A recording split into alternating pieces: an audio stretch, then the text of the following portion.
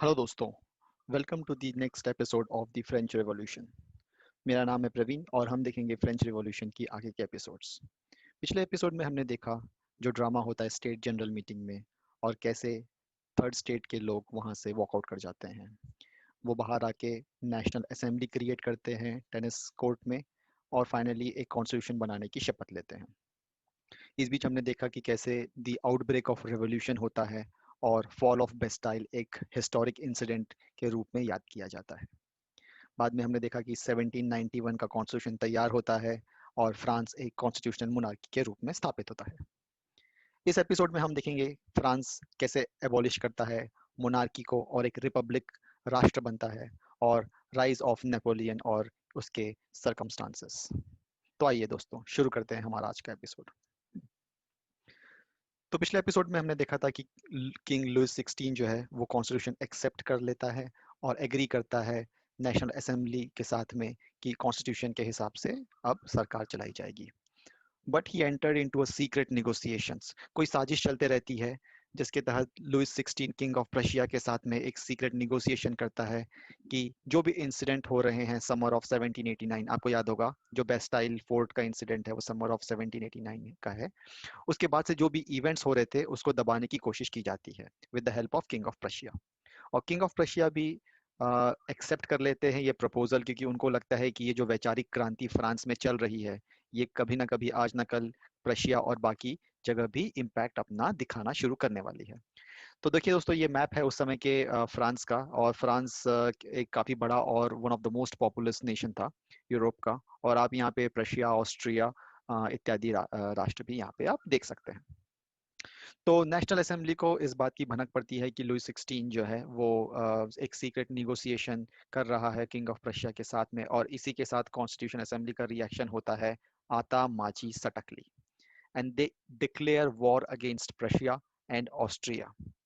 जैसे ही war declare होता है पूरे देश में राष्ट्रवाद, नेशनलिज्म की एक लहर सी उमड़ पड़ती है। थाउजेंड्स ऑफ वॉलंटियर्स आर्मी को ज्वाइन करने के लिए सामने आते हैं। वो इस लड़ाई को एक ऐसी लड़ाई देखते हैं जो आम आदमी और किंग्स और एरिस्टोक्रेसीज के अगेंस्ट लड़ी जाने वाली है, इसलिए भी उनका बहुत ही बढ़ चढ़ के वो इसमें पार्टिसिपेट करना चाहते हैं। वो एक बहुत ही पैट्रियोटिक सॉन्ग गाते हुए आगे बढ़ते हैं जिससे उन्हें जोश मिलता है, उसका नाम है मर्सिलेस। ये आज फ्रांस का नेशनल एंथम भी है। आप इसे वंदे मातरम जैसे समझ सकते हैं, जो कि हमारे देश के फ्रीडम फाइटर्स में जोश और जुनून भर दिया करता था। तो फाइनली फ्रेंच पीपल ये लड़ाई लड़ते हैं और ये लड़ाई जीतते हैं, और कोलिशन ऑफ यूरोपियन मोनार्कीज को हार का सामना करना पड़ता है। तो ये तो मतलब अच्छी बात हो गई है, फ्रांस ने अब लड़ाई भी जीत ली है, पर लड़ाई के परिणाम हमेशा अच्छे नहीं होते। पोस्ट वॉर सिचुएशन ऐसी होती है कि बहुत ही इकोनॉमिक लॉसेस एंड डिफिकल्टीज होती है लोगों को, काफ़ी दिक्कतों का सामना करना पड़ रहा है, खास तौर से जो थर्ड स्टेट के लोग थे उसमें भी जो लोअर क्लासेस थे उनको, उनके लिए बहुत ही मुश्किल हो चुकी रहती है सिचुएशन। फाइनली उनको लगता है कि ये रिवोल्यूशन जो है इसको और आगे बढ़ाया जाना चाहिए, क्योंकि कॉन्स्टिट्यूशन ऑफ 1791 ने तो सिर्फ political rights reserve section of the society को ही दिए हैं और उनके हाथ कुछ भी नहीं लगा। उन्होंने ऑल दो वॉर तो जीत ली, बट पॉलिटिकली और इकोनॉमिकली वो आज भी उतने ही गरीब थे। इसी बीच पॉलिटिकल क्लब्स का उदय होता है फ्रांस में। पॉलिटिकल क्लब्स क्या है, तो आप इसे समझिए एक सेंटर है, एक ग्रुप है जहाँ पे लोग आते हैं और डिफरेंट गवर्नमेंट पॉलिसीज को डिस्कस करते हैं, उसको क्रिटिसाइज करते हैं और उसके ऊपर क्या एक्शन लेना है वो भी वहाँ पे डिस्कशन होता है। तो आप देख सकते हैं ऐसे ही एक क्लब है जैकोबियन, ऐसे ही एक क्लब था जैकोबियन क्लब। तो जैकोबियन क्लब के बारे में और जानते हैं। Jacobin club mostly less prosperous sections of the society से बना हुआ था, खासतौर से इसके members like small shopkeepers, artisans, servants, daily wagers ऐसे हुआ करते थे। इनके लीडर का नाम था Maximilien Robespierre. Robespierre National Assembly के भी मेंबर हुआ करते थे। जैकोबियन ने अपनी एक अलग पहचान बनाने की कोशिश की। आप देख सकते हैं कि कैसे वो अपना एक अलग फैशन रखते थे, लॉन्ग स्ट्राइप्ड ट्राउजर्स पहन के, ताकि वो अपने आप को एक सेपरेट एंटिटी एक दिखा सके, स्पेशली अगेंस्ट द नोबल्स। तो समर ऑफ 1792 के आते आते स्थिति इतनी गंभीर हो चुकी थी कि लोगों में गुस्सा भर भर भर के फूट रहा था। रीजन था short supplies and high prices of food. तो फूड एक बहुत ही असेंशियल कमोडिटी है, और अगर इसकी सप्लाई में शॉर्टेज होती है तो डेफिनेटली लोगों का गुस्सा जायज है। और जैकोबियंस ने इस गुस्से को एक नेक्स्ट लेवल पे ले जाते हुए वो पैलेस स्टॉर्म कर देते हैं, किंग के गार्ड को किल कर देते हैं, और किंग को खुद हॉस्टेज रखा जाता है काफी घंटों तक। आप ये चित्र देख सकते हैं कि कैसे जैकोबियंस ने पैलेस स्टॉर्म कर दिया और क्या हालत बना दी इसकी। तो आप समझ सकते हैं कि लोगों में गुस्सा किस कदर बढ़ चुका है, और खास तौर से वो लोग जो लोअर क्लास के थे थर्ड स्टेट में, like shopkeepers, daily wagers etcetera, तो इनमें काफी असंतोष था और ये बहुत ही गुस्से में थे। तो देखते हैं कि इनका गुस्सा आगे क्या असर दिखाता है। तो इनके गुस्से के दबाव में आके नेशनल असेंबली को भी अपना एक रुख इख्तियार करना पड़ता है। तो they they vote to set aside the constitution of 1791, जिसके कारण भारी असंतोष था लोगों में।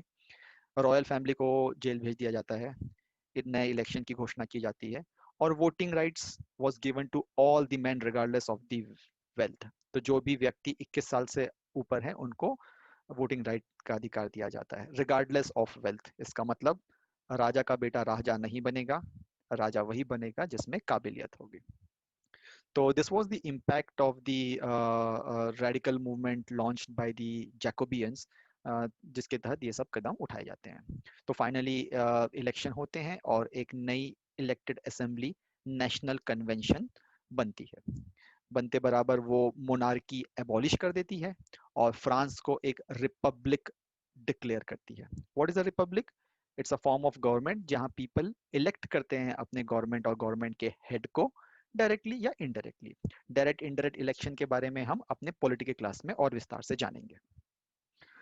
अब होता है कि राजा का क्या होगा? कौन, मोनार्की तो एबॉलिश हो चुकी है, तो आप देखते हैं कि गब्बर पूछ रहा है अब तेरा क्या होगा किंग।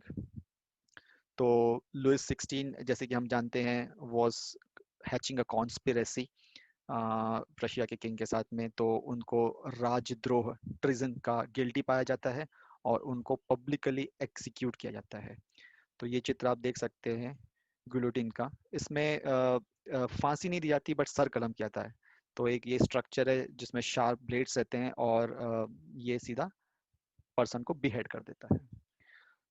तो इस तरीके से फ्रांस एक रिपब्लिक बनता है और किंग को एग्जीक्यूट किया जाता है। तो आगे देखते हैं कि नई सरकार जो बनती है वो अपना कैसा कार्यकाल करती है। तो फिर है reign of terror. Reign of terror एक ऐसा पीरियड है बिटवीन 1793 टू 1794। अब इसे रीन ऑफ टेरर क्यों कहते हैं समझने की कोशिश करते हैं। तो जुलाई 1793 में आपको याद होगा रोबेस्पियर, जो कि हेड थे या लीडर थे जैकोबियन क्लब के, वो एक मेंबर बनाए जाते हैं कमिटी ऑफ पब्लिक सेफ्टी, जो बाद में खुद को एक रिवॉल्यूशनरी गवर्नमेंट डिक्लेयर कर देती है। और रोबेस्पियर एक पॉलिसी फॉलो करते हैं जो कि severe punishment and severe control and punishment की पॉलिसी होती है। वो हर तरीके से लोगों को कंट्रोल करना चाहते हैं। एनिमीज ऑफ रिपब्लिक, जो भी उनसे एग्री नहीं करता उसे एनिमीज ऑफ रिपब्लिक बरकरार कर दिया जाता है, उनको अरेस्ट करके उनके खिलाफ कार्रवाई की जाती है। नोबल्स, क्लर्जी, पॉलिटिकल पार्टीज के मेंबर, इवन उनके खुद के पार्टी के मेंबर जो एग्री नहीं करते उनके साथ वही बर्ताव किया जाता है। तो आप देख सकते हैं कि रोबेस्पियर का जो राज है सरकार राज की तरह कैसे अपना कार्य काल चलाते हैं। तो ये मैक्सिमम सीलिंग रखते हैं वेजेस और प्राइजेस पे। मीट और ब्रेड को राशन कर दिया जाता है, एक लिमिट में ही अवेलेबल हो पाता है लोगों को। पीजेंट्स को फोर्स किया जाता है कि वो अपना जो ग्रेन्स है एक फिक्स प्राइस पे बेचे। फ्रांस में जैसे कि एक सर और मैडम बोल के रिस्पेक्ट देने की जो पद्धत होती है उसको भी फाइनली एबॉलिश कर दिया जाता है, और सबको सिटीजन, सिट, फॉर मेन इट इज सिटोयन and for women it is सिटोयनी, ऐसे करके संबोधित किया जाता है। This means everyone is equal. Equality bread का कॉन्सेप्ट लाया जाता है। इक्वलिटी ब्रेड मतलब सभी व्यक्ति, सभी लोग एक ही प्रकार की ब्रेड खाएंगे जो कि ब्राउन ब्रेड होगी।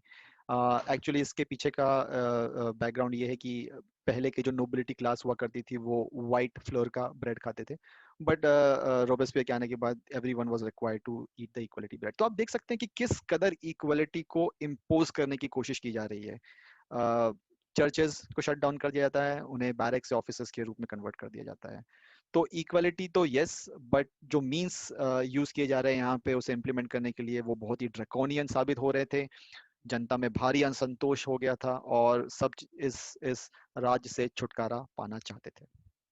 तो फाइनली होता ये है कि उनकी पॉलिसीज इस कदर बढ़ जाती है कि इवन उनके जो सपोर्टर्स है वो अब चाहते हैं कि ये सब रुक जाए, थम जाए, और फाइनली उनके खिलाफ मुकदमा चलता है। एंड जुलाई 1794 को उन्हें अरेस्ट करके नेक्स्ट डे उनका भी गुलोटिन को उनको भेज दिया जाता है, उनका भी सर कलम कर दिया जाता है। तो इस तरीके से रीन ऑफ टेरर शुरू होता है और खत्म होता है। अब रीन ऑफ टेरर खत्म होने के बाद रोबेस्पियर की सत्ता में जो एक वैक्यूम क्रिएट किया गया था, वो वैक्यूम वेल्दियर मिडिल क्लास के द्वारा वो वैक्यूम फुलफिल किया जाता है। इसका मतलब कि सत्ता अब उनके हाथ में चली जाती है, वेल्दियर मिडिल क्लास के। वो पावर सीज कर लेते हैं और वो कॉन्स्टिट्यूशन फिर एक फेरबदल करते हैं, जिसके तहत जिनके पास प्रॉपर्टी होती है सिर्फ उन्हें ही वोट करने का अधिकार दिया जाता है। आप समझ सकते हैं ये सब क्यों किया जा रहा है, क्योंकि उन्होंने ऑलरेडी जैकोबियन क्लब की राइज देखी थी, देखा था कि कैसे लोअर क्लास के व्यक्ति ने सत्ता हथिया ली थी, और कैसे एक तरफा सत्ता हथियाली थी और अपनी मनमर्जी चलाई थी। तो वो चाहते कि ये फिर से ना हो। इस कारण से they immediately grab the power, the wealthy middle class, and they ensure that the non propertied sections do not get a chance to vote this time.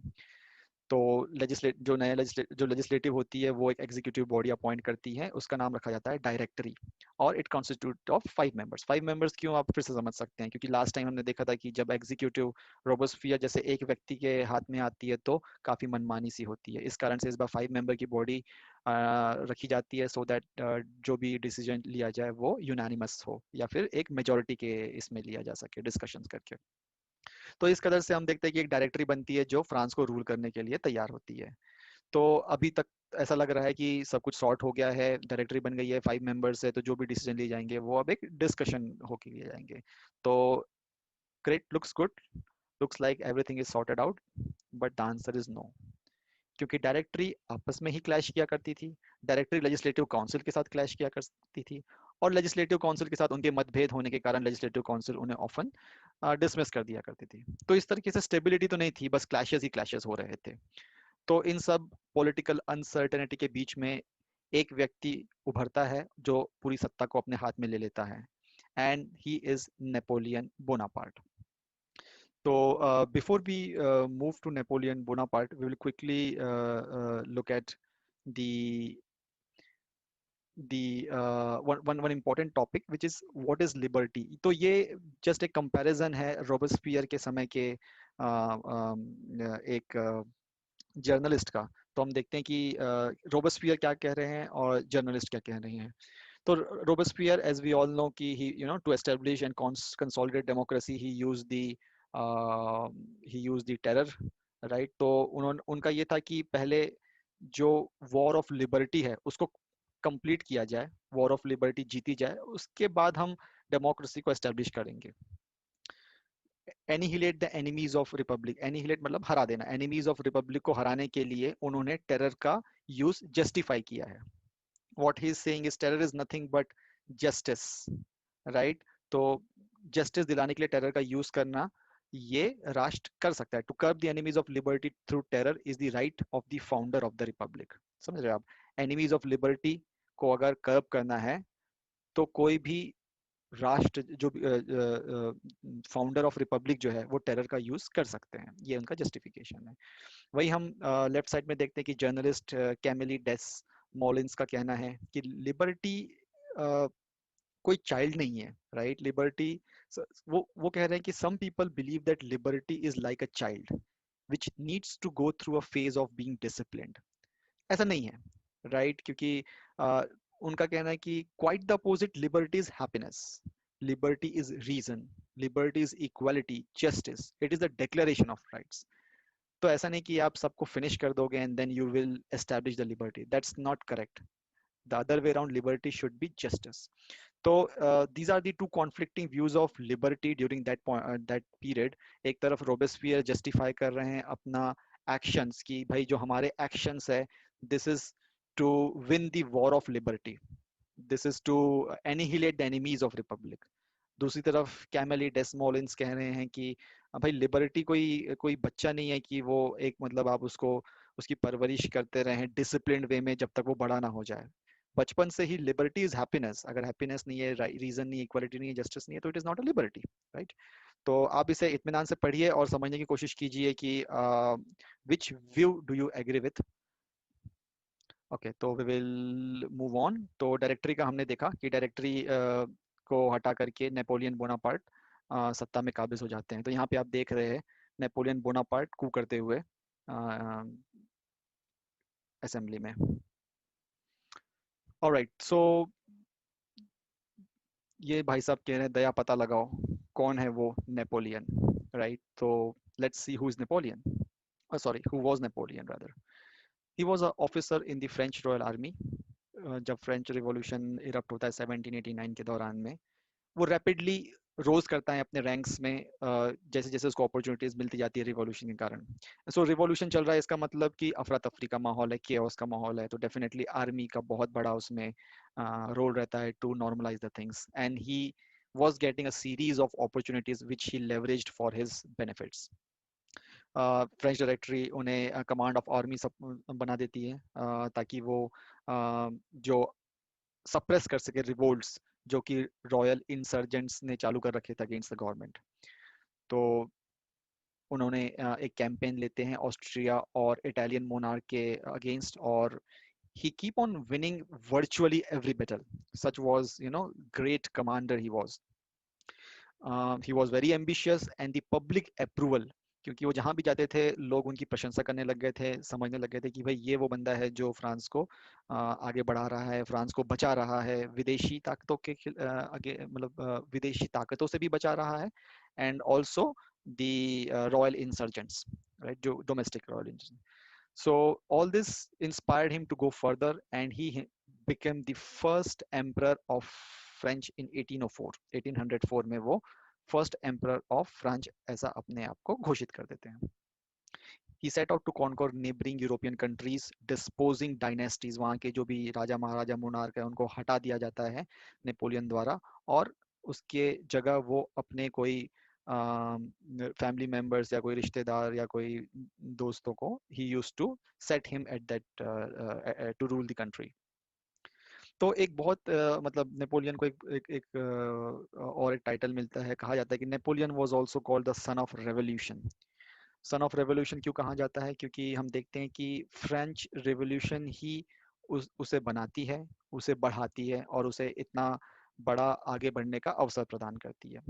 Hence it is he is called son of the revolution. तो देखते हैं कि कैसे जो Napoleon ने अपने आप को एक वो एम्परर ऑफ फ्रेंच कह दिया है, कैसे वो एम्परर ऑफ फ्रेंच बने। तो मतलब किंग एम्परर इज बैक, तो एम्परर ऑफ फ्रांस का मतलब क्या है? क्या एम्परर फिर से वापस आ गया है? लुई 16 तो चले गए थे, अब कॉन्स्टिट्यूशन मोनार्की भी खत्म हो गई थी, तो ये अब एम्परर बनने का क्या रीजन है? तो इसे एक्सप्लेन किया जाता है इस तरीके से कि एम्परर ऑफ फ्रांस मतलब वो व्यक्ति है जो फ्रेंच पीपल के ऊपर रूल करता है, ना कि फ्रांस स्टेट के ऊपर। जैसे लुई जो 16 था, वो फ्रांस को अपनी मिल्कियत समझते थे, अपनी निजी संपत्ति समझते थे, पूरे स्टेट को। But emperor of the France का मतलब ये रहेगा कि वो फ्रेंच पीपल पे रूल करते हैं, ना कि वो फ्रांस को अपनी मिल्कियत समझते हैं। तो new term indicated constitutional monarchy. तो हमने देखा कि कैसे नेपोलियन का बहुत अच्छे से स्वागत किया जाता है, जगह जगह वहाँ जाते हैं।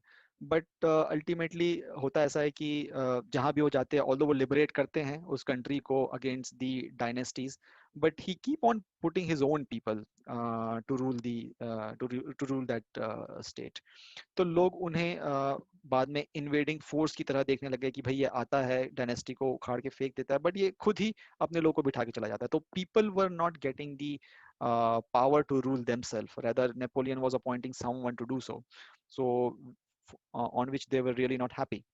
तो फाइनली सारे यूरोपियन पावर्स एक कोलिशन बनाते हैं, और 1815 में एक बहुत ही फेमस होता है बैटल ऑफ वाटरलू, जहाँ पे नेपोलियन की शिकस्त होती है। इस तरीके से नेपोलियन द ग्रेट कमांडर का अंत होता है 1815 में। कॉन्ट्रीब्यूशंस देखते हैं नेपोलियन की, तो Napoleon was filled with the ideas of liberty, fraternity and equality, और वो जहां भी जाते यही आइडियाज प्रोपगेट करते। डायनेस्टीज को हटा के इन आइडियाज को इम्प्लीमेंट करना उनका वन ऑफ द कॉन्ट्रीब्यूशन रहा है। उन्होंने बहुत सारे रिफॉर्म्स भी लिए हैं in the field of education, tax, civic, और in fact he establish the first central bank in French history. बाद में उन्होंने बहुत सारे लॉज बनाए हैं for the protection of private property, uniform system of weights, etcetera etcetera. तो जो रिवॉल्यूशनरी आइडियाज थे, जो फ्रांस में जिनकी गंगा जमुना बही थी, उसको यूरोप के बाकी जगह ले जाने में नेपोलियन का बहुत बड़ा योगदान रहा। तो दोस्तों, हमने देखा इस एपिसोड में कि कैसे किंग कॉन्स्पिरेसी करते हैं, कैसे वॉर डिक्लेयर करती है नेशनल असेंबली, और कैसे पोस्ट वॉर क्राइसिस के कारण जनता में भारी आक्रोश रहता है। कैसे जैकोबियन क्लब उस आक्रोश को एक अंजाम देते हैं बाय अटैकिंग दी मोनार्क। नेशनल कन्वेंशन, फिर हमने देखा कि नए इलेक्शंस होते हैं और कॉन्स्टिट्यूशन को बदला जाता है, मोनार्की हटाई जाती है, फ्रांस को एक रिपब्लिक बनाया जाता है। फिर हम देखते हैं कि रोबस्फियर का रीन ऑफ टेरर की इक्वलिटी को कैसे इम्पोज किया जाता है, कैसे एनिमीज ऑफ रिपब्लिक के नाम पे लोगों को सजा दी जाती है। और देखते हैं हम फिर कि कैसे रोबस्फियर का खात्मा होने के बाद एक डायरेक्टरी, एक एग्जीक्यूटिव बॉडी रूल करती हैं, कैसे जो वैक्यूम था रोबस्फियर के जाने के बाद उसे मिडिल क्लास ने ग्रैब कर लिया था, and the voting was reduced only to the property people. और डायरेक्टरी के प्रॉब्लम्स विद द लेजिस्लेचर जो हो रहे थे, जो मतलब there was no stability to the France, and this opportunity was seized by Napoleon Bonaparte, जो कू करते हैं और सत्ता अपने हाथ में ले लेते हैं। और फिर हमने देखा कि कैसे नेपोलियन बोनापार्ट यूरोप में अपना फ्रांस का परचम लहराते हैं, चाहे वो इटली हो, चाहे वो प्रशिया हो, चाहे और भी यूरोपियन कंट्रीज हो। वो वहाँ पे वहाँ की डायनेस्टीज को उखाड़ फेंकते हैं और लोगों में फ्रेटर्निटी, इक्वलिटी एंड लिबर्टी का परचम लहराते हैं। And then we saw how his fall began, जब लोगों ने उन्हें इन्वेडिंग फोर्स की तरह देखना शुरू किया, और कैसे वाटरलू में उनकी हार होती है, एंड उनके कॉन्ट्रीब्यूशंस जो आज भी याद किए जाते हैं। नेक्स्ट एपिसोड में दोस्तों हम देखेंगे French Revolution and the role of women. Women कैसे बढ़ चढ़ के हिस्सा लेती है फ्रेंच रिवॉल्यूशन में। फिर हम देखेंगे एबोलिशन ऑफ स्लेवरी, क्योंकि लिबर्टी, इक्वलिटी एंड फ्रेटर्निटी का जहाँ पे बातें होती हैं वहाँ स्लेवरी एबॉलिश होती है नहीं होती, हम ये देखेंगे। और देखेंगे कि रिवॉल्यूशन का डे टू डे लाइफ में जनता के क्या असर पड़ता है। तो दोस्तों, आज का एपिसोड हम यहीं ख़त्म करते हैं। I request you to give your comments कि आपको ये कैसा लगा, आप और कुछ इसमें ऐड करना चाहते हैं, और कुछ टॉपिक पे आप चाहते हैं कि मैं वीडियो बनाऊं। अगर आपको लगता है कि ये आपके लिए यूज़फुल है तो प्लीज़ लाइक करें, शेयर करें अपने दोस्तों के साथ में, ताकि वो भी फ्रेंच रिवॉल्यूशन को एक स्टोरी फॉर्मेट में समझे, और समझे कि कैसे इतनी बड़ी क्रांति हुई जिसने विश्व को हिला दिया, और क्या उसके फंडामेंटल आइडियाज़ थे। ओके दोस्तों, फिर आपसे मिलते हैं नेक्स्ट एपिसोड में, जिसमें हम फ्रेंच रिवॉल्यूशन का लास्ट पार्ट कवर करेंगे। Thank you very much. Bye bye.